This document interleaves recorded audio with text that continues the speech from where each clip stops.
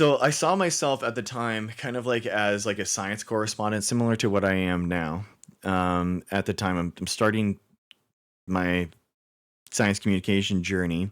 And basically, I'm on the internet looking to insert myself into scientific discussions. And I see on Twitter that Haas, who's like a huge like communist, and talking about the existence of DNA doesn't exist. Like DNA doesn't exist. It's not the basis of heredity. And I immediately was like, I had no idea. I had heard of Lysenkoism before this, but I really am going into this conversation really blind and just kind of like, well, I talk to anti-vaxxers constantly. I talk to people that I don't agree with constantly. I'm just going to throw myself into the fire, and I'm going to I'm going to go through this kind of blind. And I talk to him. I DM him on Twitter. He puts me into this, gives me this Discord link, and then immediately I am like in it. It was crazy fast. I couldn't believe how quickly it happened. I didn't have any time to get my earbuds in. I had like my regular, giant cans on, which I don't like because I don't like the look of them. It doesn't look good on camera. But that's how disheveled I was. I didn't even have time to put my earbuds in. And then I knew that this was a huge moment for me, and I knew that people were going to be searching for this because it was like a big thing for Haas to like debate a scientist or whatever. So I was so excited about getting this done, this landing, this big like breakthrough thing, that right afterwards I got elevated. What's happening right now is I'm like, oh shoot, I need to record my intro. I can't just put my put this out. I need to record an intro because I can't just like start off this thing where it's just like straight into conspiracy. I need to record kind of like, I was a really big fan of Lex Friedman at that time, and he does this like in the the beginning of his videos. He'll do like an intro, kind of introducing the subject, and I think it's really important that people understand, and that when they click this, which has a lot of disinformation on it, the first 10 seconds, I want it to be actual information that is true and correct, and that seeds the conversation. This is what it is. Exactly, Heather. I got elevated too early. I got way too, and so that's what I'm doing right here. I'm just stating it, and I'm like, I don't.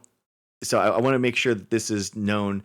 I didn't do the highlight reel because I feel like clicking and editing down, a 1 minute summary of like the best gotchas isn't a good way of having his side watch the video as if that's a good faith conversation. So I really wanted to like save the scientific part and then kind of seed the conversation. So that's what this is. The language of biology is evolution. It's crucial to understand that evolution happens within a population. Populations evolve. Natural selection happens on the individual.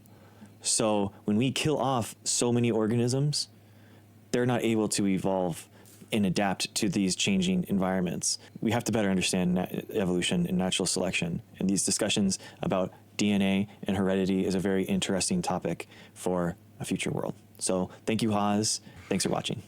What's your... I'm thinking of like, so yeah, I don't know what it was or why I said that stuff, but it was just like me. Yeah, I sound so different. I don't know. It's the exact same mic, but I just have a completely different chain on it, and I don't really understand audio quality at that point to know like what I'm doing wrong. So yeah, that's what's happening. It's basically just like an RE20 with no good. Yeah. This is this is 4 years ago. So this is March 2022. So this is 1 year before the video that we were just watching. Opinion on DNA, future world. So thank you, Haas. Thanks for watching. What's your opinion on DNA? DNA does not satisfy the criterion of the concept of a gene. Okay, so how would you define a gene then? A gene is a unit of heredity. Okay. Okay, so does DNA carry any genetic material? No, there's nothing genetic about DNA. Like, I don't understand. Like, so far, like, what does that even mean? There's no genetics in DNA? Like, what is it even talking about? Okay, interesting. I I say interesting when I am like completely flabbergasted and I have no idea how to respond. You know what I mean? So I'm like, I'm I'm just like completely floored. I'm like, oh, okay. I think that the like with DNA, you can express proteins from that ultimately. Yes. Okay, all right. So if I deliver like an organism some DNA and it expresses that DNA into a protein, we're in agreement on that, right? DNA is mainly responsible for the encoding of proteins. Yeah. Okay. Okay. Yeah, I totally agree. I mean, like, because like in molecular biology, a lot of times that's where a lot of my knowledge comes from. Where I've been working in genetics and molecular biology for like 14 years, so in the lab, and a lot of times we will introduce or transform, which is like integrating into the genome, a piece of DNA, and that DNA will give and encode a special ability that organism didn't have before. What kind of organisms do you work with? I'm a microbiologist, so I work with bacteria and yeast and algae, and I also have experience with plants as well. I mean, what else would be the basis of heredity? You only need to transfer the DNA. Like that is the only thing that actually does go from one organism to the other. Like what else could it possibly be? Like it doesn't make any sense otherwise.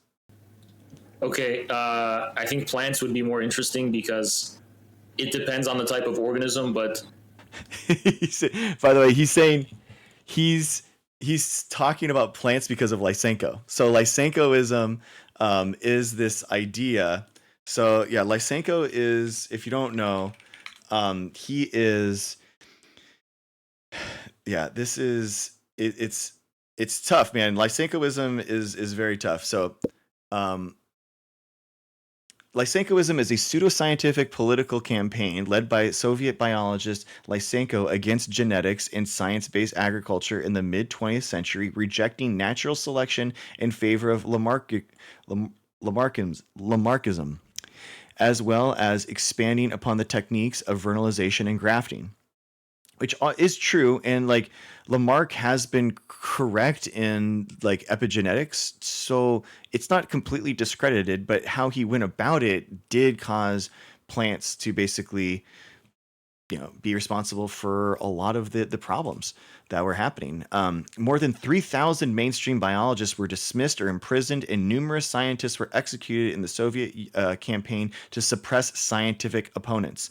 Like when people talk about how Stalin suppressed and disappeared people that disagreed with him, they are specifically talking about this. They are talking about how he, because in order to support Lysenkoism, disappeared scientists, like because of this.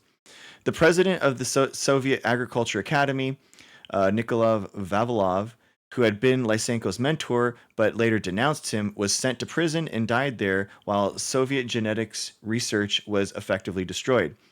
Research and teaching in the fields of neurophysiology, cell biology, and other biological disciplines were harmed or banned. When you're banning fields of fields of science, that's never a good thing, guys. It's never a good thing. The government of the USSR supported the campaign, and Stalin personally edited a speech by Lysenko in a way that reflected his support for what would come to be known as Lysenkoism, despite his skepticism towards Lysenko's assertion that all science is class-based in nature. That's right. So they literally tried to use like communist, proletariat versus bourgeoisie, class-based politics, and they tried to apply it to genetics. Lysenko served as the director of the USSR's Lenin All-Union Academy of Agricultural Sciences. Other countries of the Eastern Bloc, including the People's Republic of Poland and Republic of Czechoslovakia and the German Democratic Republic, accepted Lysenkoism as the official new biology to varying degrees, as did the People's Republic of China for some years. Like Mao had this problem. Basically, Mao and Stalin all came to the conclusion that Lysenko was correct, and they basically cold shocked these plants, and the plants weren't able to adapt in the winter, therefore causing this problem. here we go. Here's the context. Here's the actual biology around it. In Mendelian genetics, the science of heredity developed into an experimentally based field of biology at the start of the 20th century through the work of Weismann, Morgan, and others, building on the rediscovered work of Mendel. They show that the characteristics of an organism are carried by inherited genes, which were located on chromosomes in each of the cell's nucleus. Genes can be affected by random changes, mutations, and can be shuffled and recombined during sexual reproduction and are otherwise passed on unchanged from parent to offspring. Beneficial changes can propagate through a population by natural selection or agriculture or by plant breeding. So, but do they know what that DNA, like the structure of DNA, and they know the nucleotides yet? No, of course, no, of course not. They don't know the structure of DNA. They think that DNA exists, but they don't know that it's the basis of heredity yet. Basically, they don't know if it's proteins. They don't know if it's DNA. They don't know what it is. Some Marxists, however, perceived a fissure between Marxism and Darwinism. Specifically, the issue is that while the, quote, struggle for survival, end quote, in Marxism applies to a social class as a whole, i.e., the class struggle, the struggle for survival in Darwinism is decided by individual random mutations. This was deemed as a liberal doctrine against the Marxist framework of, quote, immutable laws of history, end quote, and the spirit of collectivism. In contrast, Lamarckism proposed that an organism can somehow pass on characteristics that it had acquired during its lifetime to its offspring, implying that the changing the body can affect the genetic material in the germline. To these Marxists, a neo-Lamarckism was deemed more compatible with Marxist thought. The Marxist principle of Partinost, or party spirit, held that science is tied to class interests. Scientists had a duty to serve the working class. This caused scientific findings to be judged by their economic and political utility and allowed for questionable work.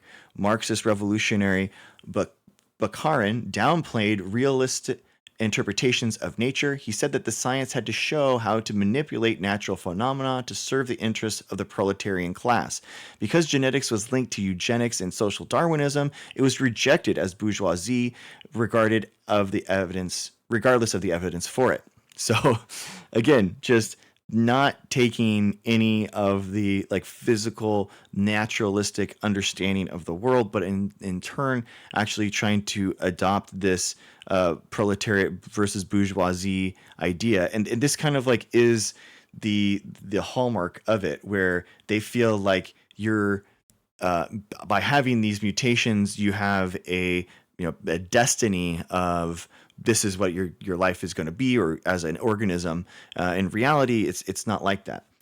Back to the Wikipedia, Marxist-Leninism, which became the official ideology of Stalin's USSR, incorporated Darwinian evolution as a foundational doctrine, providing a scientific basis for state atheism. Initially, the Lamarckian principle of inheritance of acquired traits was considered a legitimate part of evolutionary theory, and Darwin himself supported it. Although the Mendelian view had largely replaced Lamarckism in Western biology by 1925, it persisted in Soviet doctrine. Besides the fervent, quote, old style, end quote, Darwinism of Marx and Engels, which included elements of Lamarckism, two fallacious experiment results supported it in the USSR. This is the big points here.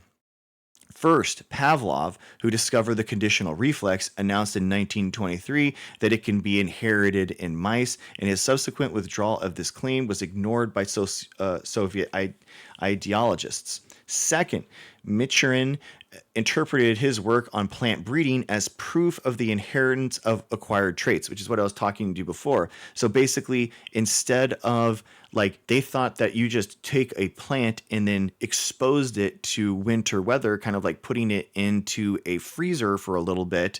Now they were going to be forever immune to the cold, which isn't true, right?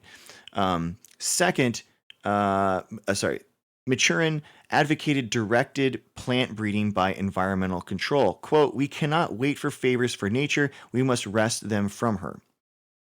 So basically, in the Soviet Union, Lysenko's claims, it goes on, and he basically, Lysenko's claims. In 1928, rejecting natural selection and Mendelian genetics, Lysenko claimed to have developed agricultural techniques which could have radically increased crop yields. These include vernalization, species transformation, inheritance of acquired characteristics, and vegetative hybridization. He claimed that in particular that vernalization, exposing wheat seeds to humidity and low temperature, could increase crop yield. He claimed further that he could transform one species into another through 2 to 4 years of autumn planting. This species transitioned, he claimed, to occur without the intermediate form. Let's see. Lysenko claimed that the concept of a gene was a, quote, bourgeoisie invention, end quote, and he denied the presence of, quote, any, quote, immortal substance of heredity, end quote, or, quote, clearly defined species, end quote, which he claimed belonged to Platonic metaphysics rather than strictly materialist Marxist science. Instead, he proposed a, quote, Marxist genetics, end quote, postulating an unlimited possibility of transformation of living organisms through environmental changes in the spirit of Marxian dialectical transformation, and in parallel to the party's program of creating the new Soviet man and subduing nature for his benefit. Lysenko refused to admit random mutations, stating that, quote, the science is the enemy of randomness, end quote. So just kind of like taking yeah, exactly. Hi, Darko. What's up, man? So I can't stretch my arms and make my kids' arms longer? I know, exactly, dude. So let's see. Do they talk about the what happens after it? The fall. At the end of 1952, the situation's changed. The newspapers published articles criticizing Lysenkoism. However, the return to regular genetics slowed down Khrushchev's time when Lysenko showed him the supposed success of experimental agricultural complex. It was once again forbidden to criticize Lysenkoism, though it was now possible to express different views, and the geneticists imprisoned under Stalin were released and rehabilitated posthumously. The ban was finally lifted in the 1960s, guys. 1925 to 1960s, they banned criticism of Lysenkoism. Lysenkoism was never dominant in the West, and during the 1960s, it increasingly has been seen as pseudoscience. Soviet scientists noticed the great advance in molecular biology, such as the characterization of DNA, and even holdout Lysenkoists were starting to accept DNA as the material basis of heredity, though they still rejected gene theory. So that's it. Pretty embarrassing. So basically, they just thought they rejected genetics and Darwinism, or Darwinian evolution, in terms of a more metaphysical idea of how one thing can transform into another over time. In scientific content, heredity was formulated as, quote, the property of the living body to demand certain environmental conditions and to react in a certain way to them. Like that, like what is the basis of heredity then? Maturin attempted to explain Lamarckian heredity by theorizing that some sort of heredity is present all throughout an organism which reacts to environmental influence. Like it's just there's nothing, they weren't able to show anything. You know what I mean? It's just like it's so wild to me. It's like what's the point, man? Why be so is this the roots of epigenetics that they were talking about? Kind of. So, like, I mean, epigenetics, Lamarckian versus Darwinian evolution, kind of is, yeah, it kind of is, but it's, yeah.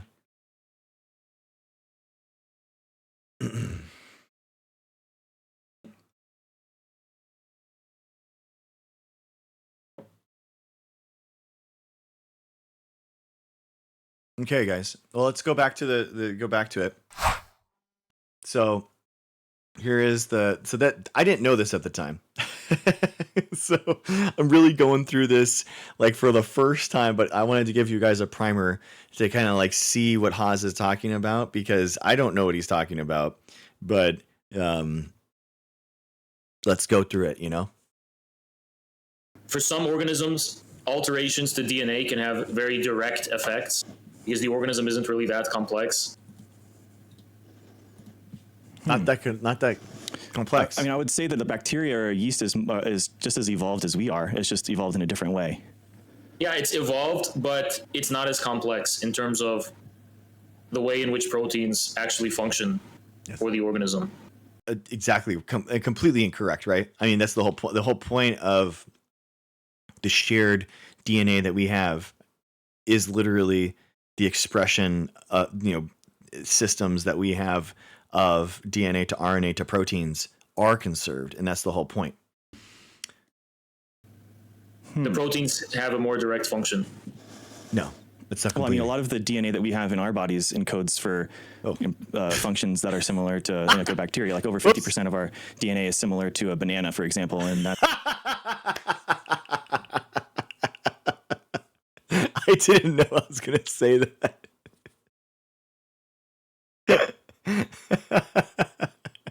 That's so funny. That's so funny. I had no idea. There you go. I mean, I'm. It's so funny because my response is the exact same 4 years ago as it is today. I don't know what I'm going to say, but I'm like, that's the answer, and there it is. That's so funny. I did the banana fact too. That's so funny. It's mostly just the DNA encoding, like the housekeeping functions of of us, of our organism and our genome and that kind of stuff. So the way I see DNA is that DNA is just part of the process of the manufacturing of proteins, but it doesn't actually have any determinate effect on how these proteins are assembled together or how they actually work. I can understand what you're talking about, because I think there's post-transcriptional. It's called I'm saying these words not to give jargon, just trying to give words for people if they want to look it up later. I'm trying to not like define them as well as we go along, but it's called like post-transcriptional modification, where the RNA is made from the DNA and then it's modified, and then even after the protein is made from the RNA, then you have post-translational modifications as well. And so there, for example, in our genomes, we only have around 22,000 genes, but we have, over 100,000 different proteins. So you're right in the fact that DNA is like one starting point of it. But, I don't even know if it's the starting point, though, because it's like. You were this patient this long ago, too. Wow. I mean, yeah, I mean, I think I'm being like very gracious here, trying to kind of explain him like his thing. I'm definitely not trying to do gotchas and stuff. I think, and still, I mean, genuinely, I do want him in this moment to see me as someone that is bouncing ideas off of him, rather than try to farm clips off of him. And I think that that's still the best way to go. I don't think that Haas is like, I mean, I guess he is, I don't know. The problem is like the fact that he's thinking that DNA doesn't exist is kind of like, it's a silly thing, right? It's kind of like one of those things where I'm more patient as someone, I'm more patient on issues that I feel like are less harmful to society. But as he is like a political leader in this space, so if he was advocating for, anti-vaccine rhetoric or something like that, I would definitely be more frustrated and on his back about it. But here, I feel like it's more of a philosophical thing. Yeah, this is me, 2002, so 4 years ago. The chicken or the egg problem, like. The spry young 35-year-old. Where does DNA come from, and how is DNA determined? Are you talking about like the origins of life, or are you just talking about kind of like in general? Both. I think they're both related, actually. Interesting. Okay. I mean, have you heard of like the RNA like theory of life and that kind of stuff? Yeah, my problem with that is that we don't find RNA world still existing, and I'm going to be very skeptical of a theory which proposes a starting point when there's no traces of that starting point in the present, because that's usually. I mean, it's so wild because literally there's been so much research since this point, and obviously like QT45 and all these like, you know, self-replicating RNAs. You know, we haven't done that breakthrough like stuff in order to find those super small self-replicating RNAs, but it's just so wild because it's how people can have that view, you know, and then all the evidence and all the science is always going to come on finding these things that he's talking about, finding these holes that we are better going to understand in science. And people that just say and abstain from new knowledge, they're never going to be the future. It's never going to be the future. R, you stay so calm when he isn't even open to listening. He's just wants to prove you wrong. Yeah, I agree. Yeah, I think that's. I think it's tough. Like you have to realize though that I'm not talking to him. I am having the discussion with him, but I am speaking to his supporters and the people that like him, and I'm trying to present a view of science as being approachable and accountable and a path forward where they can say, hey, okay, there were answers here and he just didn't know them. And the fact that he didn't know that kind of stuff is a red flag. So I am kind of like, I'm trying to talk to his supporters here. So by me not giving him, but by me helping him along and giving him, you know, jargon words to better explain his own positions, I'm talking to his supporters and saying, hey, like, don't worry about it. I can help you through, and I can be your person too. How life works is that it's not a linear evolution of lower organisms to higher organisms. There's just branching trees of different organisms, and like, you know, like most of these like ancient organisms, in terms of their level of complexity, they still have relatives that still exist. You know, like how they say the cockroach is the oldest animal or whatever. Like it's kind of like that thing. I think it's going to be hard to find still existing RNA from that RNA world hypothesis, right? Because RNA. No, I'm saying like we don't find random RNA particles just in the wild in general. They don't have to. Like, of course we do, guys. Of course, there's environmental DNA, there's environmental RNA. They constantly happens. Like that's literally DNA like is uptaken. Like natural transformations happen within bacteria. They evolve in order to take up environmental DNA that's just randomly there. Be the same ones, but we should be able to find them still in the present, and we just don't. We don't see any. I think it's just kind of a dumb idea, to be honest. Well, I mean, there's RNA viruses, of course. Yeah, and that's why I'm also really skeptical of this claims about heredity, because we really don't even know what viruses are, where they come from, or how they even work. Because obviously viruses are themselves undergo evolution through organisms already, right? Without those organisms, could viruses exist? We don't know. Like, oh, they're obligate pathogens, so no. I mean, that's of course they're evolved in order to do that. That's why they're not considered living. Exactly what he's talking about. Yeah, they're not considered living because viruses have to go into kind of like the DNA or RNA state before they're expressed into their kind of like floral body that we see in pictures and stuff. They go into like a dormant state, I guess, kind of like a tree and a seed kind of.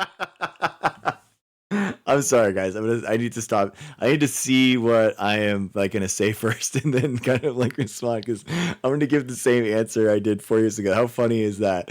Okay, I gotta ask. I gotta wait for my own response here. Thing where they'll go and be transmitted through that stuff. Yeah, but like, what role do they play in the evolution of organisms? All like we just don't know all these things. It's actually it's a pretty big one actually. Yeah. Viruses are a really big driver of biological evolution because it kind of pushes them. Yeah, I know. It's just, but there's just so much we don't know about how any of that works or what it even means. Interesting. I'm like, what are you talking about? I mean, I think that science is, you're always going to have like some way of, always having a question. There's always going to be some way of figuring out I just have a hard time believing of a point of transition between a world of mechanical chemical interactions suddenly leaping into something like life. I think I like more the idea that the key to the anatomy of an ape is through the anatomy of man, which means something that is more advanced should teach us something that is less advanced, not the reverse. What? So we shouldn't try to assemble something more advanced from less advanced premises or something like that. Like we shouldn't try to ask how did a bunch of chemicals become life. We should ask what does life tell us about the nature of these chemicals. We do. That's what science is. It's literally what science is. I guess, do you see evolution kind of like as a ladder with like the humans on the top, or is it more of just kind of? In a sense, actually, I do see humans on top. Okay. Obviously, for me, I see humans on top because humans are the only organism that inquires about the nature of its own being. Yeah. What if I told you that, like, microbes are really integral for humans to do, for example, we're finding basically a gut microbiome in everyone, and that gut microbiome is really intricately involved with our immune response, and it's just like a lot of cells, man. Because if you look at if you counted all your human cells and you counted all your microbes within you and on your body, it's about 1 to 1. Yeah, isn't that crazy? It's crazy. He's popping over everywhere. The fact that like life and the chemical to life transition. Guys, what all life is a series of chemical reactions, right? All we are is a series of neurotransmitter ratios in our brains that creates consciousness, so it never stops. The idea of there's like this mythical, like, oh, and then now all of a sudden there's like a soul that evolves, and now we have this thing that lives forever. That just doesn't exist. The reality is that humans aren't any different than any other organism, and the life that we have is tied to chemical reactions, not tied to some supernatural soul. To me, the most advanced basically means, what does all of that mean? What does all of that culminate into? And then to me, that is basically humanity. All of that culminates into human beings. Yeah, I agree with that. I guess we are a product of the microbes and that's within us. Like for example, we're finding genetic differences in the microbiomes of athletes versus people that that don't that aren't athletes. Like they have a distinct different microbiome. Yeah, that wouldn't surprise me. Okay. Well, what do you mean? Like, do they have a different microbiome because they're athletes, or do they have a different microbiome? What came first, kind of thing? That's a great question, man. Yeah. I think what you're getting at is like if you just took like a non-athlete and put them, gave them those species that gave them that genetic diversity, would they then somehow? If you take a non-athlete and they become an athlete, are they gonna see a change in their microbiome? Maybe. My hypothesis would be that it would, just because that you're changing your diet probably and you're exercising, so you're going to be selecting for a gut microbe. Yeah, I think all that shit in the gut and plays a really mysterious but very important but just not known part.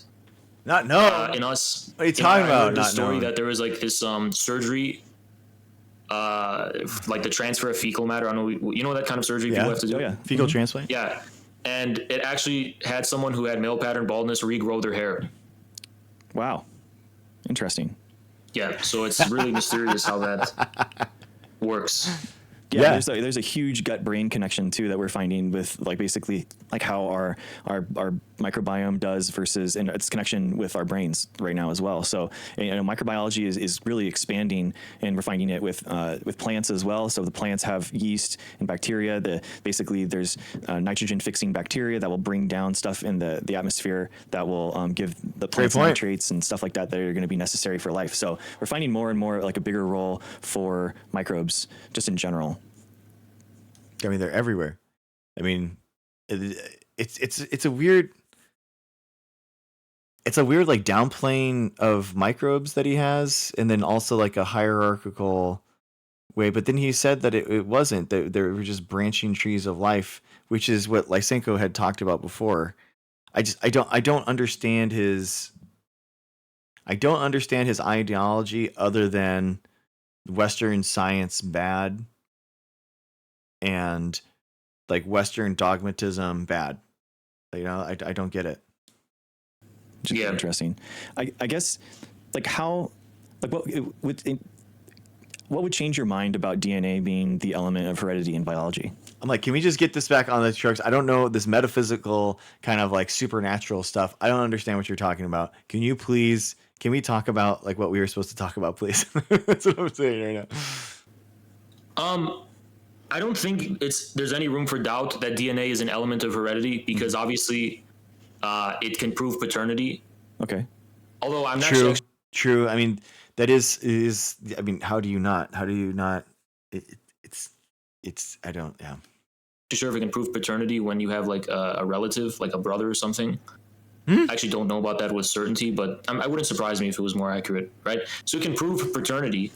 It obviously proves ancestry, right? When you have clusters of groups. So obviously DNA is heritable and plays a role in heredity.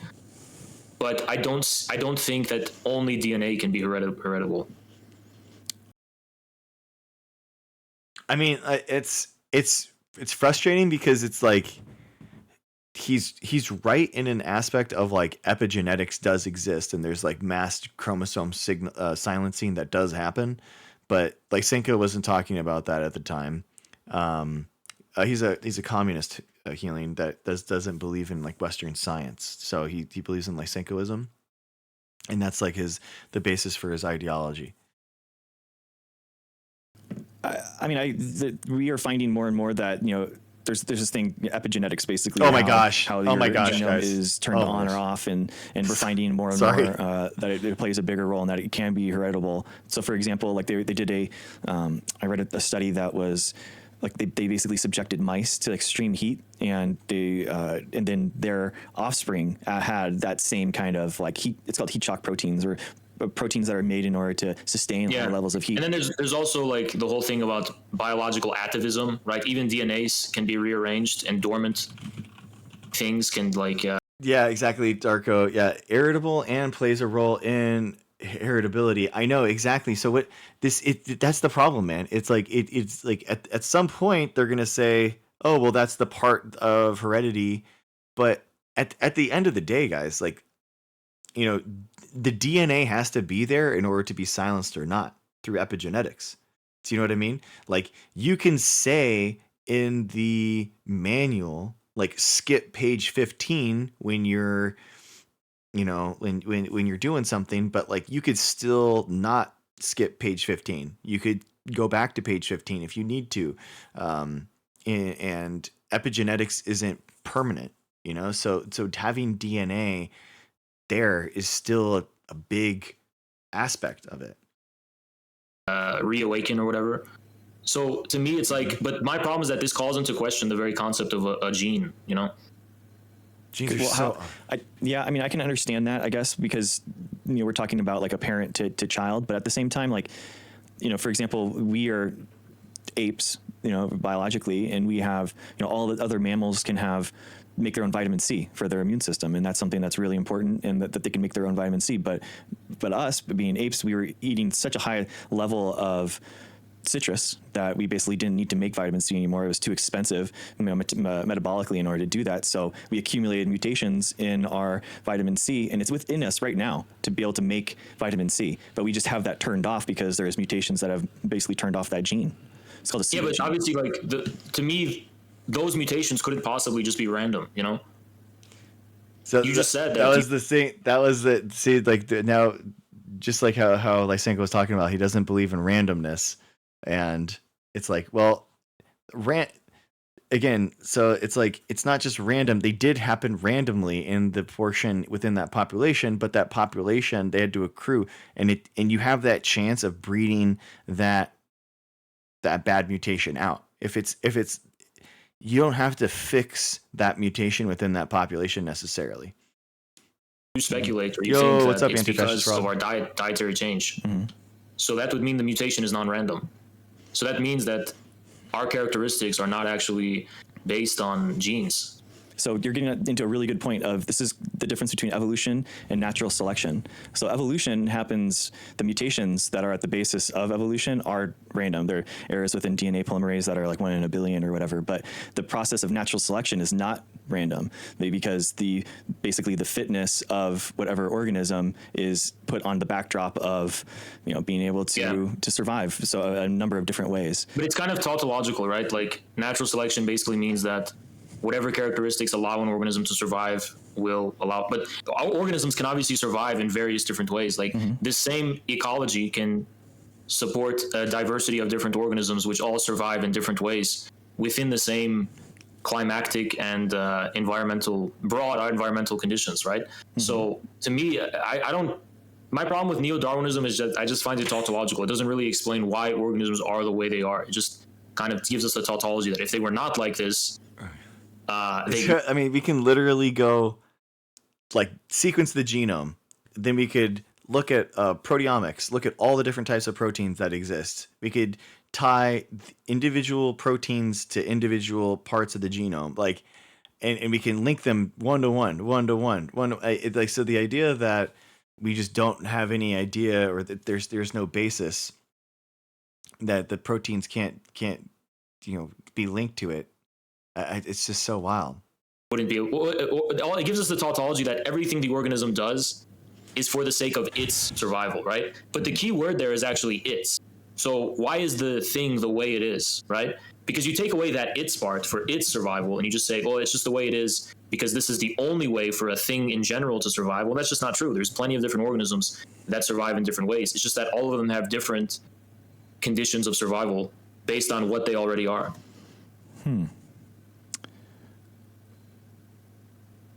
Yeah, I guess I just see them as having niches and reproducing with one another, and having a diversity of in the genome, being able to actually withstand differences in the environment or other biological factors like viruses.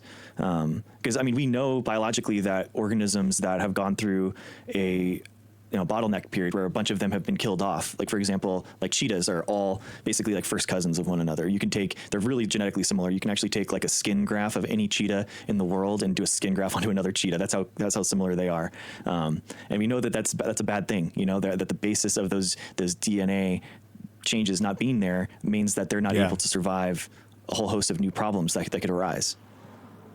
Would you agree with that? Well, I actually don't know, because to what extent are organisms able to actually adapt to new environments and to new conditions? I mean, like the idea that like cheetahs somehow they're not bound to their DNA and that heredity, and they could just like really want to fend off a virus, or really want to make a thicker coat. Just really, really want to. Oh, thank you. Thank you, R. Yeah, thank you.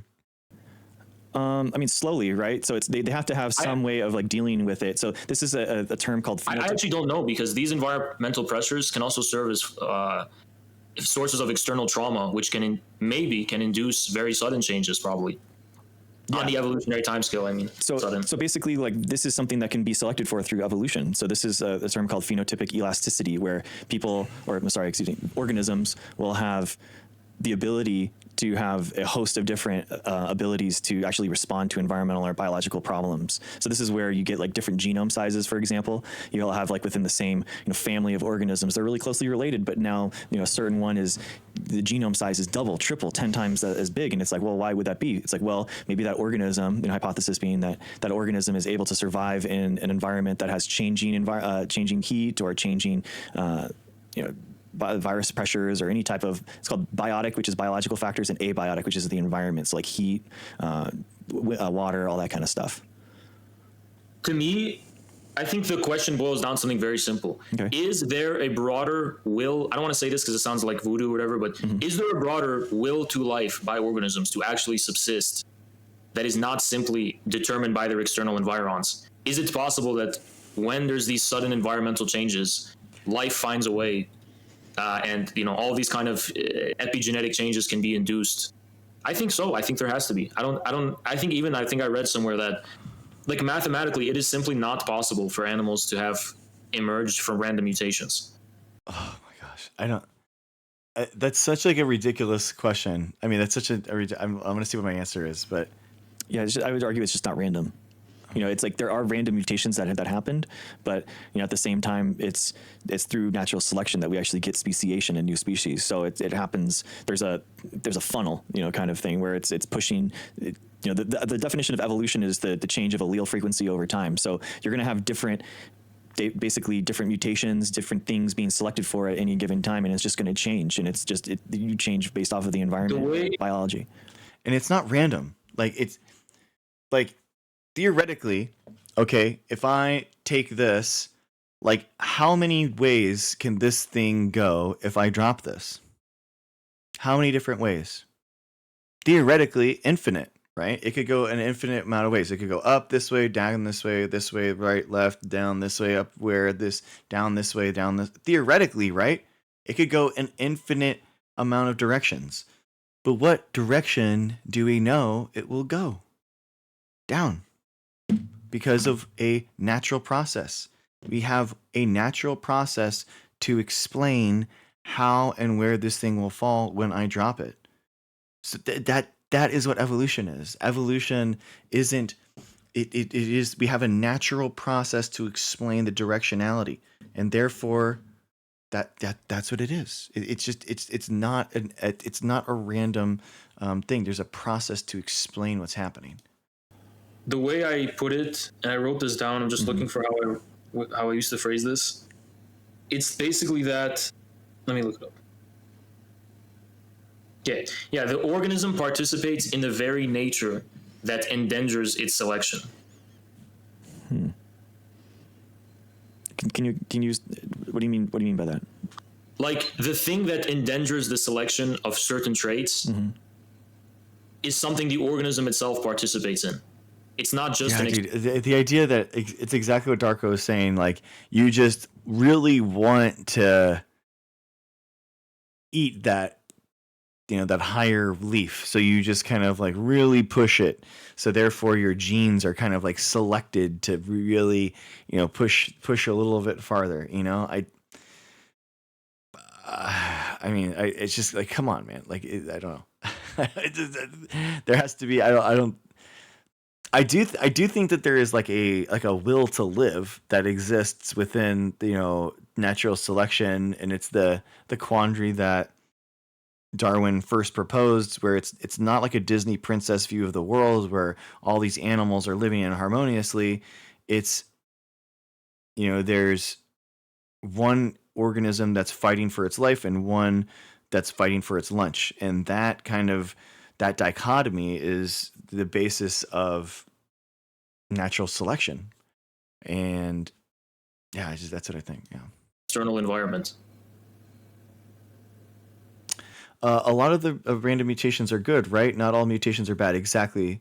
Yeah, Leaky. Yeah. So mutations are basically good. Not all mutations are equal, and they're good. You want mutations in a genome. Population genetics wants there to be lots of genetic divergence between the individuals within a population, because that's how you create genetic diversity to withstand any sudden change in the factors that would be living there. So you actually do want you don't want all the organisms to have the same genome, basically. He seems dedicated to blurring the different ways in which genetic variants can arise. Yeah, I agree. And then also it's kind of because, well, in his mind, it's like a organism is choosing a path. So they're like choosing what genes and stuff could be impacting their life, and that just doesn't, there isn't like a supernatural ability that organisms have over their own body. It just doesn't work that way. Interesting. I mean, a lot of it is Interesting. external, right? Because it's going to be, viruses. It's going to be it's a predator where they're in an evolutionary arms race, and they have to, like a mongoose and a viper or something. They have to, the mongoose has to have anti-venom proteins, or it's like abiotic. Like the organism is selected for reasons that it itself participates in. No. Well, it's a niche. They're evolved in order to do something. They're not making a choice, a conscious choice. No, there's no consciousness at all. But okay, well, I would argue there probably is. The specific nature of the organism, like what that organism is, it's basically a question of being, right? The very form of the organism is part of why an organism is selected for in the way that it is. It has an active role in participating in this, which is not just this kind of passive process by which organisms are determined either by DNA or environment. Like the form of the organism matters. Yeah, like for example, like the famous examples, Darwin's finches, right, where you're going to have like different finches that have different beak shapes that are just better at foraging for different types of seeds, right? Are they choosing the seed there, or is it just a nature of their ability to actually do it? I'm basically trying to say that. Let me just put this simply. I'm basically just trying to say that since natural selection is tautological, there has to be a place for the actual organism, right, to participate in its own selection. Like, since it's tautological, all it means is that whatever characteristics of the organism help it survive, the very nature of the organism itself, it has to have a decisive role in that. That doesn't, though. It doesn't. Like, you don't get to choose what genes are just expressed over time. Like, it just doesn't. That's not how it works. You just don't. Like, why is it, for example, that a tarantula is selected for in the way it is, as opposed to a pigeon, right? You can't just explain that in terms of some kind of one-size-fits-all notion of the essence DNA. Of life. Each one has a very unique. Each one is a unique form of life, right? Yeah. You can say, okay, well, because this is why the spider it needed this in order to survive. But then the question is, why did it need to survive? Why did it have to be a spider and not like a bird or something? Well, I mean, I'd argue the blueprint of the DNA made that tarantula a tarantula, not a spider. It's the DNA that makes that difference. I don't think so, because it's a chicken or the egg. Why is the DNA constituted in such a way in the first place? Because they breed together. Like, so for example, there's this thing called cryptic species. Cryptic species are. I think DNA is an artifact of organisms, not the actual essence of what organisms are. I think the organism has precedence over, like, the DNA to me is a symptom of an organism, not the thing that determines why an organism is the way it is. First, an organism is the way it is. Then, it's like a form of philosophical existentialism as opposed to essentialism. First, there's an existence, then there's the essence. So to me, it's the same when it comes to life. There has to be some kind of organism first, and then the organism determines its constituent parts. And then if you want to go even further in terms of like humanity, first there is like whatever you want to call it, consciousness or spirit, whatever you want to call it. And then there is all of the material prerequisites that make it possible. Yeah, exactly. This is me debating Haas in 2022. He believes in Lysenkoism because he's a communist. So, yeah, I mean, him just like kind of like creating this spirit now and conflating a spirit with the consciousness. Now we've like conflated these terms, and I'm thinking like, oh gosh, now it's like, now I have to talk about and defend this. This is crazy. Interesting. Yeah, I'm trying to just take this in. I've never heard this take before. This is really interesting. I mean, but the thing that's so weird though is like, if you change the DNA of an organism, right? If I insert a gene into a plant and then then all of a sudden the pollen it grows up and there's pollen, and I take the pollen of that and then I put it into the next organism, the next plant. I put it on the flower, and then I look at the genome of the seeds from that next organism. Some of them are going to have that piece of DNA that I actually inserted, and the only difference between those plants is the DNA. So there's no reason for it to make it otherwise. Literally the only change is the DNA, but now there is a new capability, a protein that never existed before, and the basis of that new thing is the DNA. Like that's the only change that happened. There wasn't like an organism that's just like, I want to have a new capability. Hi, Gail. Dr. Greg, that word "interesting" is doing a lot of heavy lifting. I know. I'm like trying to gain some time. I'm going like, what is going on? So, Then the DNA being the heredity aspect of it, right? Yeah, but what I've read is that when it comes to these direct interventions in the DNA, there's a few common problems. One of the first, most probably common problem I've heard of is that transgenerationally, this does not last several generations. The change doesn't. Of course it And is. then the second problem, I guess, which is kind of related, is that the organism no longer becomes viable in the long term. Like the change kind of like injures the organisms in some kind of way. Of course it does. It tries to repair the change or something like that. Like, have you heard about this kind of repair issue before? Yeah. So, I mean, if you're doing, this happens a lot. So if you insert a gene and you don't have a selection for it, so like that, the selection is basically you're making it so, and unless it makes this gene that you inserted, it dies. And people do antibiotic resistances a lot. That's kind of like they call it a marker, where you insert the DNA and it has They're not just going to grow only keep if you have extra that DNA inserted gene in there. It doesn't. And you're right in the fact that, like, if you insert a bunch of DNA that's superfluous and that it doesn't need in order to survive, then it's going to take longer to make that DNA if it's longer, if the length of the DNA is longer. So it's going to have to spend more resources. So it's going to be outcompeted by the regular, the parent strain, right? But like, for example, the Monsanto gene puts in a gene to make glyphosate. So glyphosate is and you spray it on all of the if you spray it on all the plants, everything that doesn't have the Monsanto gene is going to die. So in that case, it's more fit, right? Because it's actually doing better. But Monsanto's a good example because the GMOs are not viable, right? They don't. They literally there has to are. be constant new generations of the what do they call them again? The blueprint. Well, I mean, this is kind of the thing. Yeah, they call it the restorer gene. Basically, they knock out the restorer gene and the ability for the plants to actually make seeds. So that's a biotech kind of like thing where it's the patent is with the plant, so now they're protecting their product and they're not allowing it to be made anymore. So it's right.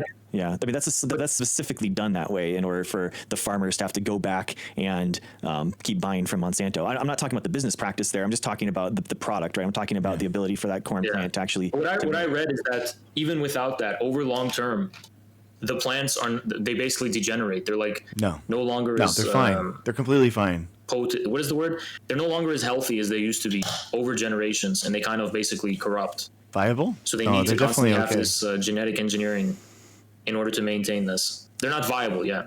I mean, genetically modified organisms aren't inherently less productive. They're actually, I mean, if you make them more, capable of, for example, doing photosynthesis at a higher rate or something like that, they're going to do photosynthesis at a higher rate. Yeah, exactly. The breeding and stuff that we do for maize, for example, has happened over tens of thousands of genes over 10,000 years, and the maize is completely fine, and you're changing a lot more genes there than just single gene inserts with molecular biology. So the idea that like they're not like stable is just wrong. Seen examples of this lasting cross-generationally and maintaining viability. I mean genetically modified organisms are usually one or two genes. When animals breed, normally you're crossing thousands of genes, right? So, my gosh! So it's so crazy. If we were just thinking about that, like what's the oddities, what's the probability of a bad thing happening when you're doing 1,000 changes versus just one? I've heard the analogy of genetically modified organisms is kind of like sending in SEAL Team 6 or something to take out like a targeted assassination versus just breeding as an ability to make a targeted productive choice, kind of like a carpet bomb where you're just kind of like taking out the entire city versus like exactly what you want to do. I understand that, but the problem with the targeted attack is there's too many unintended consequences. So the way I've read about it is that when you have a targeted attack, he's like thinking about some type of like wartime scenario where there's like unintended casualties in war or something like that. It's like, no, dude, it's just an analogy. You don't have to think about like, oh my gosh. There's always going to be unintended consequences you couldn't account for. Whereas in the carpet bombing, all of these side effects that you weren't aiming for are part of the metabolism of the organism, and basically like part of the kind of thing that, like, it may not be what you cared about, but it's still necessary for the organism to exist.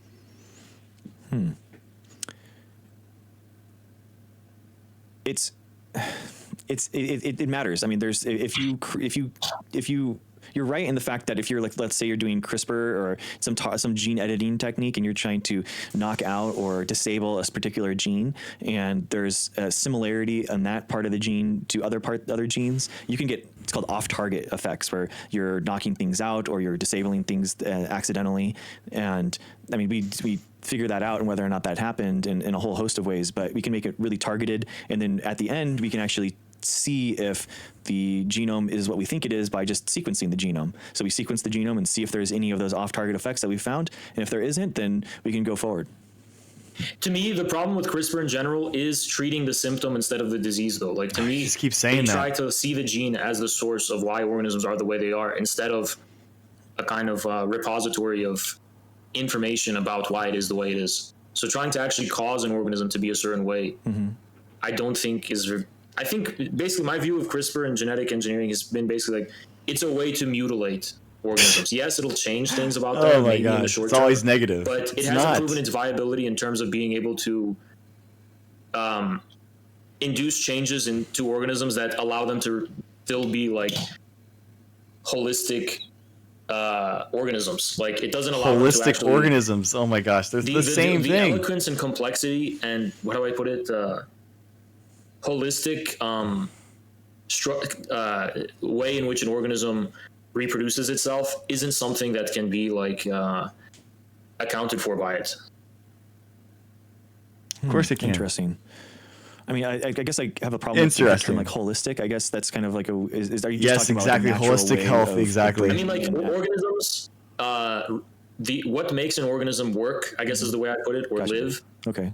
is various complicated parts working together in ways that we don't even know, right? Like, there's a lot of things that we may think is useless when it comes to organisms. Like, for example, the term junk DNA, like, Oh my junk gosh, DNA I hate supposedly this doesn't do junk anything. DNA But term. then they find that actually junk DNA does. He isn't. have a No, very he doesn't important role. sell. Yeah, it does. Yeah.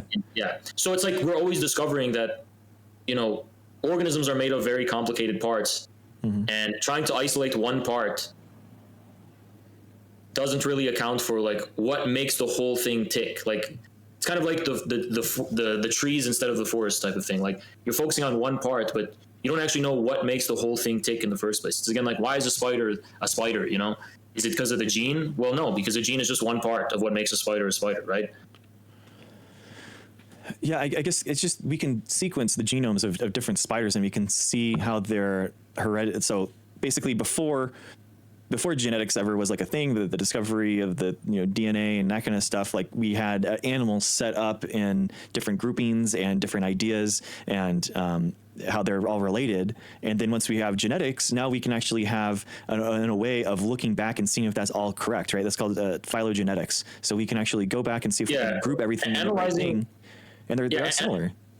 Well, there's a few problems with that. So usually analyzing DNA will actually produce very accurate results in terms of ancestry and like lineage and relatability of organisms and so on and so on. We use it to test for paternity. So yes, DNA is definitely a repository of information about heredity, but it's actually not always the case. There are animals that appear very similar that we can probably like guess. This is called cryptic species. This is what I was have talking to be about related before. to each other somehow, but their DNA is just so radically different. Well, I think I've seen a case of that. Do you know what I'm talking about with this?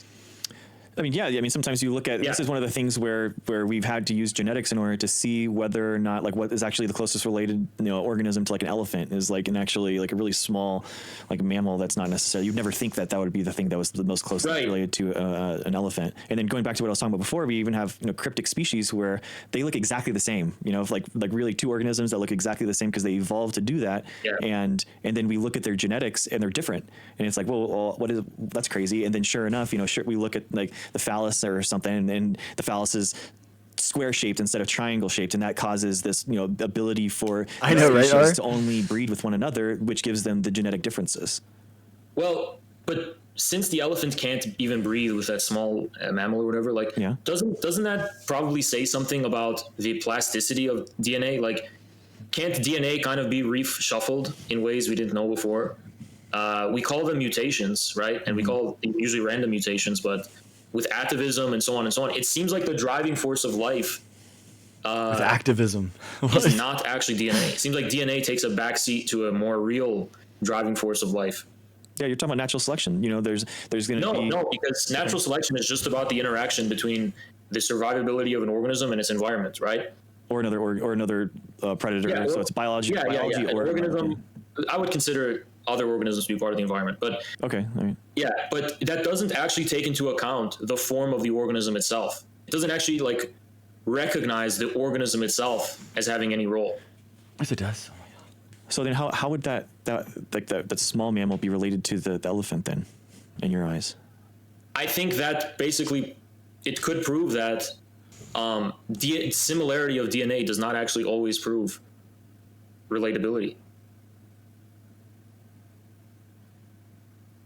But okay, so you're saying that those organisms aren't actually related to one another, even though the genetics says they are, and they're different because they've lived differently in different environments? Obviously all mammals are related, but maybe not as much as was thought.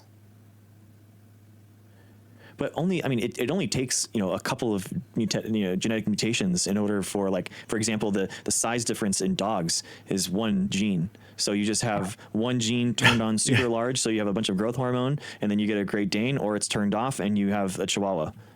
What gene is that? I think it's the feline growth hormone, FGH. I'm not 100% sure on that.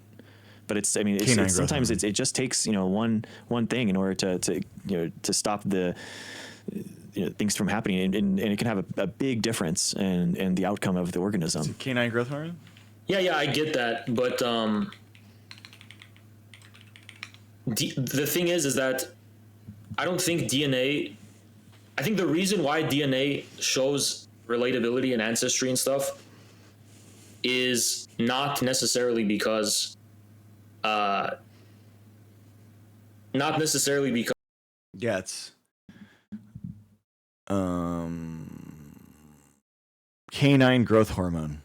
Somatotropin is a peptide hormone produced by the anterior pituitary gland. Imbalances cause things like pituitary dwarfism, cognitive deficiency.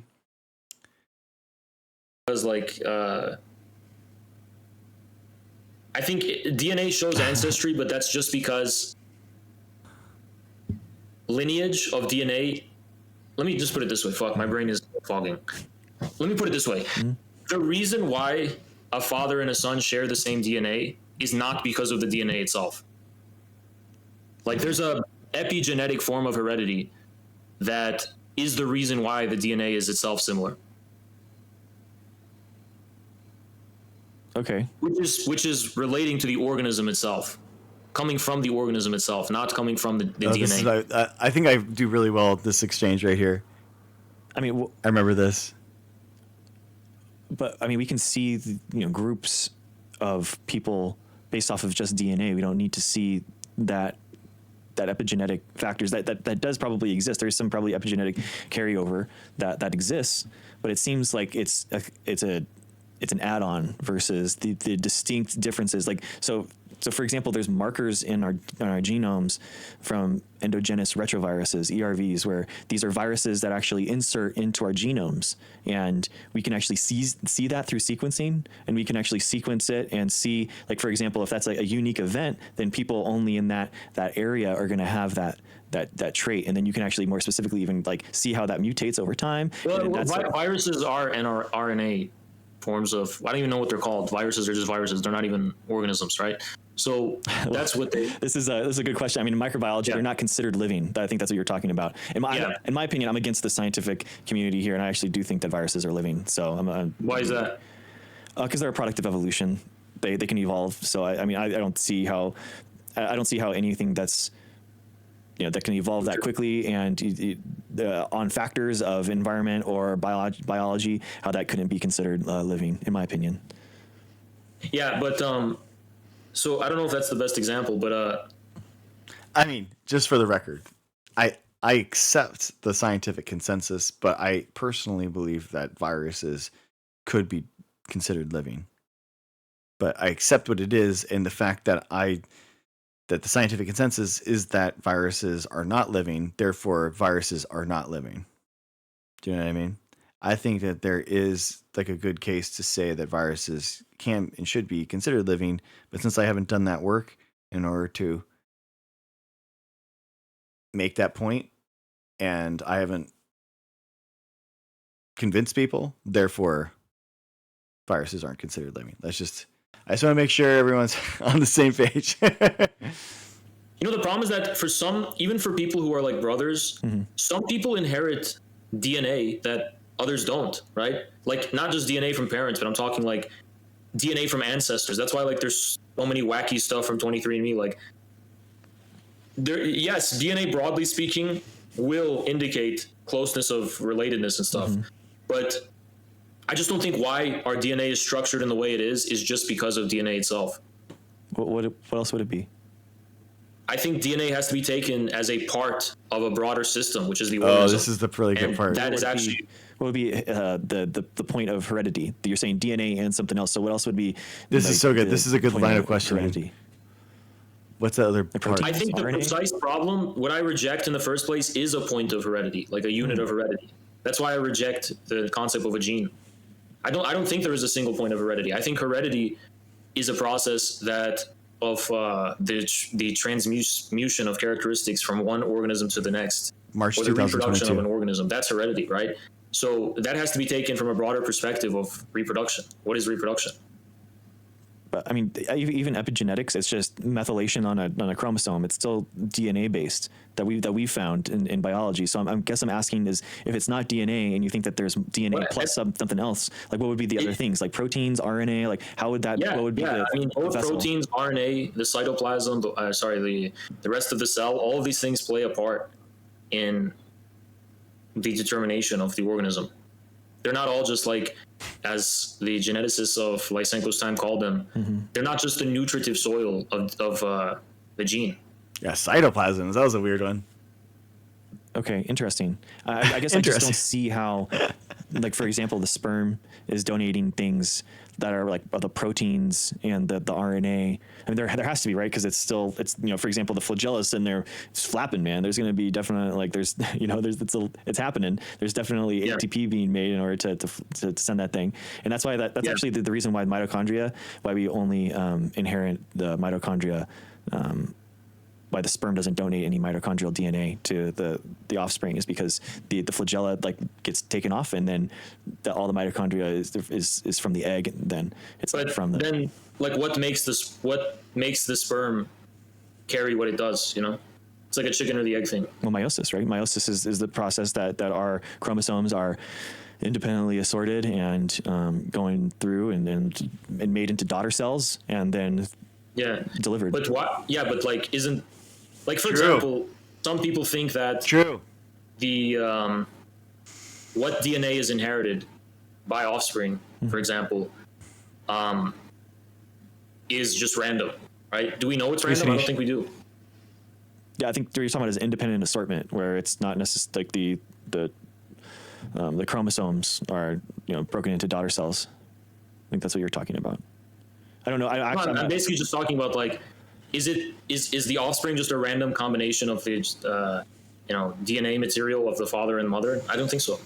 Yeah, it's shuffled. The DNA is shuffled, and the different chromosomes, they line up. The sister chromatid line up, and then the parts are shuffled between one another. I don't know. I just don't believe. I think we see it shuffling, but I think there's a deeper reason at hand. But where would the proteins and the RNA come from then? Like, well, the proteins and the RNA would have a decisive role in what DNA gets passed. Okay, but it would be the vast majority of biological material is going to be from the egg then, because the sperm doesn't do anything. Once the flagella pops off, and it does it as soon as it enters the membrane. Doesn't the sperm carry nuclear DNA? Yeah, but I'm talking about like I'm trying to understand what your thought is on this, where it's like the nuclear DNA being carried by the sperm. Yeah, probably isn't. What else is there? I guess what I'm trying to get at is that comes from somewhere. That comes from somewhere, right? Mm-hmm. Sperm comes from somewhere. But I'm talking about your idea where if RNA and DNA is being RNA, DNA, and proteins are all being passed, and that's all a unit of heredity, then well, the DNA is coming from mom and dad, or XX and XY, and then all of the proteins and the RNA and all that kind of stuff, the biological material that's other than DNA, like 99% of that is all going to be from the egg, and there's basically going to be no heredity from XY. And I don't think that you believe that. You mean that there would be no significance of paternal heredity? According to your theory. Yeah. But what I'm trying to say is that the bit of paternal heredity comes from the father's body, right? Where? Which already presumes where would it it's kind actually of like come the chicken from? and egg. Like, what comes first, men or women, right? It's just the head of the sperm, though. It's kind of like an ancient where is it coming from? Mystical thing, like the father's seed, right? And then the mother is basically like the soil or whatever, right? And the father's the idea, the mother's just the matter, right? So the basic idea would probably be that. Well, and then the reason I'm bringing up that ancient shit is because like people ask, where does the idea come from? Is the idea just come from outer space or something, or just from thin air, and then that's what gives form to material reality, or does it come from somewhere, right? So okay, to cut down the bullshit. Yeah, I'm just a biologist. I don't know about that. Yeah. The nuclear DNA. I mean, that's like he's like talking about like the spirit world. I don't think it's completely random what determines that DNA from the father. Okay, but my point is that the vessel, if you think about the vessel that's delivering the heredity from the father, it's not much that the sperm is carrying. It's just carrying DNA. Carrying the nuclear DNA. Yeah, but that nuclear DNA is coming from, again, all this other bullshit, RNA and proteins and shit. What's in there? Okay. Where is it? Level. And then the DNA is carrying that heredity from the proteins and the RNA and the cell. Yeah, which was presumably a decisive part in the so you just admitted structure of the DNA. You just admitted it. So then you agree then that the DNA is the unit of heredity, because all of that proteins and the RNA and the cells is all passing through the DNA of the sperm then. Well, by that criterion, the only unit of heredity would just be small sperm cells, right? That's obviously not what people mean. Well, so that is literally what it is. It would be the moment of... Well, it's actually technically not true, though, because, as you pointed out, a great deal of heredity comes from the egg. So I don't think it would be a unit of heredity. I think what it would be is it would be a vessel of heredity, if you want to call it that. Part of the process of heredity. Vessel of heredity. That's what means. It's what sperm is. It's the seed, right? Yeah. But that's not the same as what a gene is, according to Mendel. Interesting. So the idea of the cell, the RNA, and the DNA as the unit of heredity. It's just put it this way. There is no unit of heredity at all. Heredity is a process of the reproduction of an organism. Okay. Organisms don't have a fixed essence. Organisms actively produce their own essence. Like what the essence of an organism is because of the organism. It's not the reverse. An organism isn't the way it is because of its essence. The essence is the way it is because of the organism. Gosh. When you're saying essence, are you talking about something supernatural, or are you talking about natural? Essence basically just means like the DNA, the gene, whatever you want to call it. The thing that you think is what is like the content of an organism, right? Or everything has a content and a form. So scientists believe in genes in the past because they said, what is the content of an organism? What actually matters about that organism that makes it the way it is, right? Uh-huh. Yeah, before the discovery of DNA, it was proteins, or there was like some weird idea of what it is. They were looking in microbiology, looking at cells and looking at all this different types of microbiological structures, and then they found the double helix, which people thought was the gene, but I contest that too. Do you think that like the egg contributes more of the essence to the offspring than the sperm, or are they equal?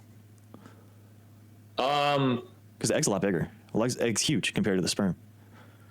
How would I put this? It would have to be. I don't know if What's the I essence? think the essence of what organism? The Each. child to be, supposedly, right? Yeah, the sperm and the What would be egg. the scientific term? The offspring, right? Yeah. So in terms of the offspring organism, what contributes more to its essence? That's actually a fascinating point. So when the actual sperm and the egg interact, the organism itself is becoming, is emerging, right? Okay. Is actually being created, and at that point, it begins to actually endanger its own essence. So in terms of which one contributes more, I think that's precisely the point. Neither simply contribute to the essence. Their interaction produces the very organism that then has an essence. So in terms of like what role they play in the creation of an organism, obviously it's like they have an equal importance. You can't have, there's no child without the birds and the bees, right? So I mean, but you need it's only both. equal because with DNA as the heredity like unit. Because if you're talking about size, I mean, the size of an egg is vastly bigger than the sperm. It's almost like the sperm is essence, almost yeah, nothing. like That's the reason why But mitochondrial. hold on, but the size doesn't matter. What do you mean size? Well, I'm thinking like I'm trying to understand your viewpoint here, and I'm trying to think like the way that the egg is contributing more than just DNA, right? It'd be like In traditional kind of mythology, whatever, traditional human view, the mother contributes more to the kind of physical matter of a child, physical aspect, just not physical, even in terms of like, just in terms of the matter, the raw stuff, and the man contributes more to the form, the idea, right? Oh my so man gosh. contributes to the structure So of like that matter. patriarchal. Okay, yeah, I'm just a lowly biologist. I can't speak to that. so I guess I'm more natural in my thinking in that way, where it's just it. So my what is suspicion would that? probably be that the mother's part of heredity plays more of a role, more of an important role in like the material aspect, whereas the nuclear DNA has more of a structuring role of the organism. Oh my There's also the gosh. mitochondrial DNA too. So you have two genomes inside you. Yeah, but to me, the have nuclear DNA from the father basically has a more structuring role. Interesting. But I mean, mitochondria DNA can still be traced, and you agree with that, and you do think that there is some way of at least overlaying some heredity on that mitochondrial DNA mutation, right? Wait, what's that? I mean, the mutations of the mitochondrial genome are going to exist, and it's we can trace that back, and that's why like Ancestry and .com and 23andMe and stuff all work, because it's the ability to track those genetic changes and how they're similar with certain people that are related to one another, or that bred together in a population-wide kind of thing over time. So we can kind of surmise. Do you disagree with that? What are you saying? I'm wondering if you agree that the mutations of the mitochondrial genome, which is from the egg, not the sperm, if we could track those mutations over time, and that is a sign of heredity. You can track mutations of mitochondrial DNA over time, Yeah. Within and that's the a sign of heredity. I'm wondering if what do you think about that? What do you mean? So What do you mean by changes over time, like across generations? It's kind of confusing. Like, Yeah, let's so say like- yeah, okay.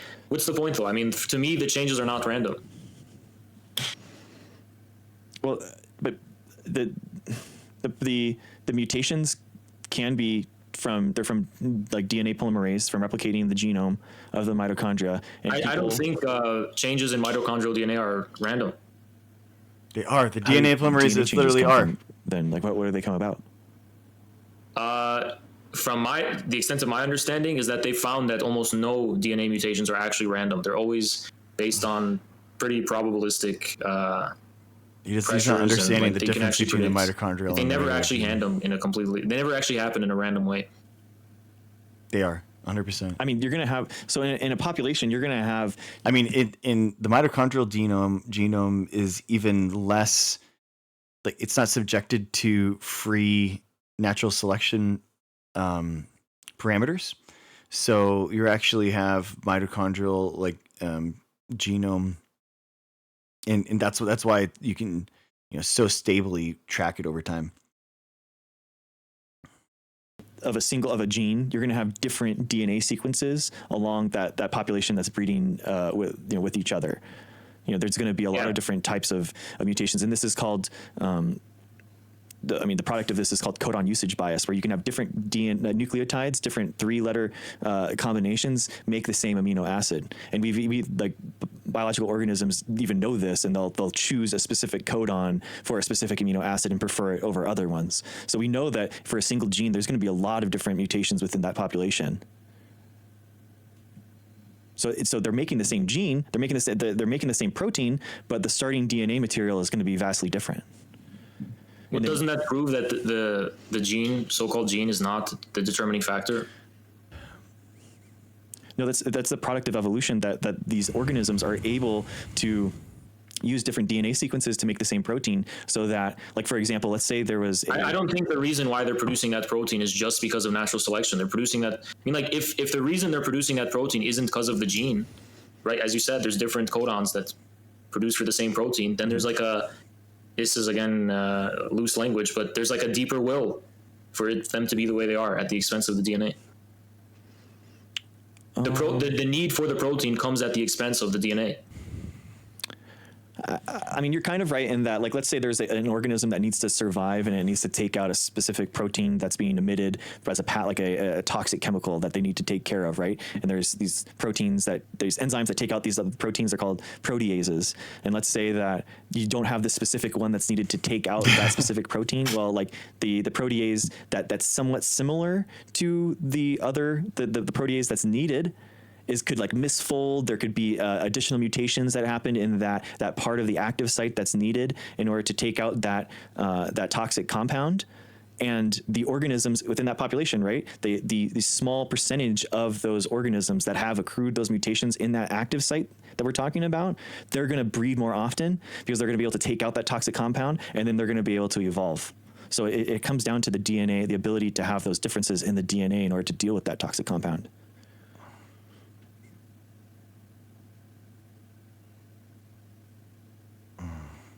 Does that make sense? Yeah.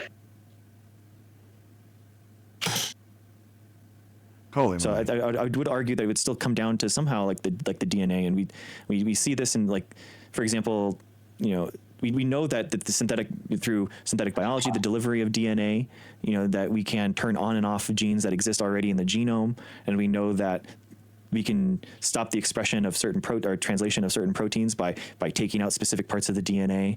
Like, if it doesn't have the ability to make it genetically, and the gene isn't there, then we can stop it. But there is that wiggle room, kind of like what you're talking about. Yeah, but to me that just calls into question the concept of a gene. Yeah, I guess like there's heredity and then DNA as like the basis of biology. So, but the ability to make the proteins and to I don't deny DNA is what basically codes for the proteins, right? Okay.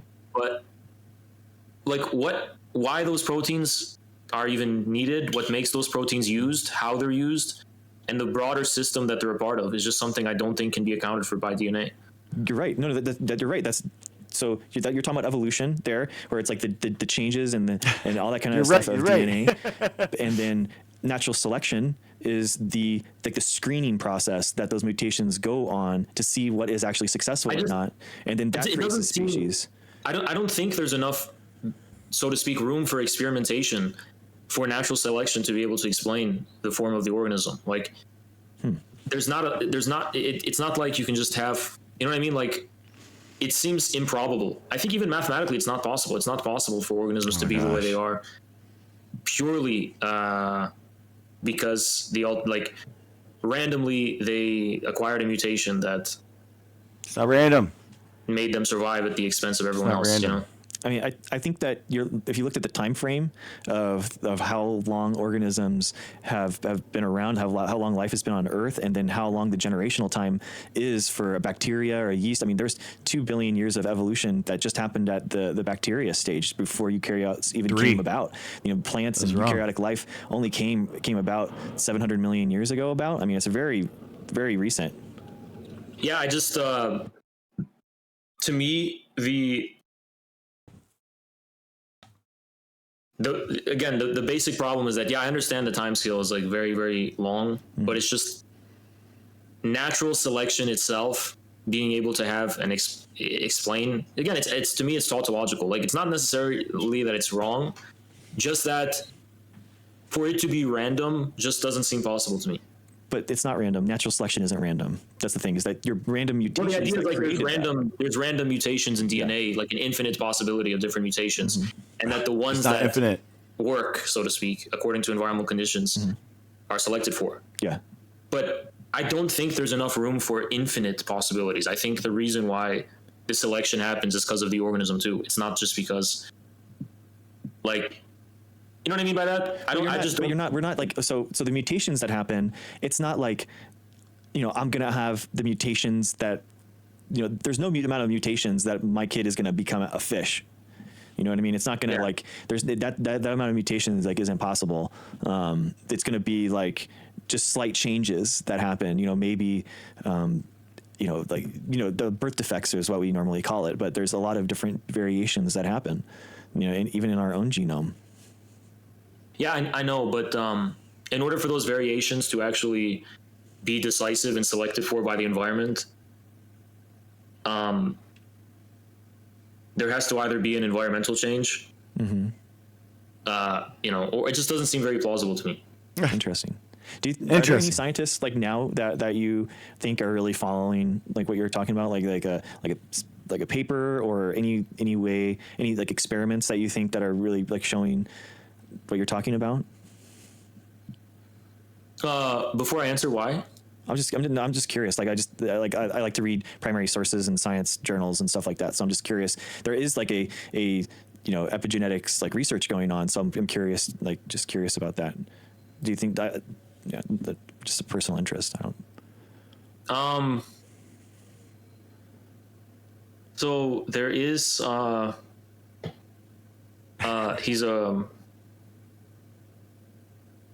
He's actually a. Well, he.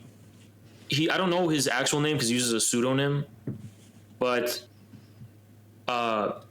He does go by the name Pesto Mime. You ever heard of that? No, I haven't. Is that he's talking on or posting on? I think he contributes to the Nature Journal. Okay. He's just trolling.